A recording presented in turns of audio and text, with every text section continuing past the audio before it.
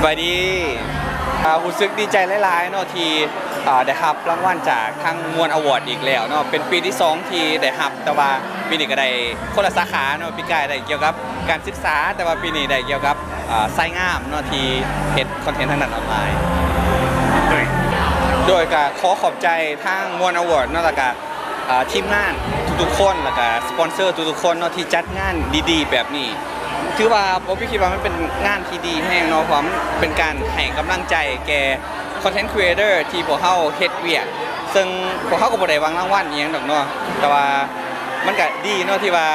เพิ่นว่ามีคนที่เห็นคุณค่าของงานที่เฮาเฮ็ดนอกจากที่เฮาเองเห็นเนาะแล้วก็เป็นกำลังใจให้กันอยู่ในคอมมูนิตี้คอนเทนต์ครีเอเตอร์ของพวกเขาโดยขอบใจหลายเด้อ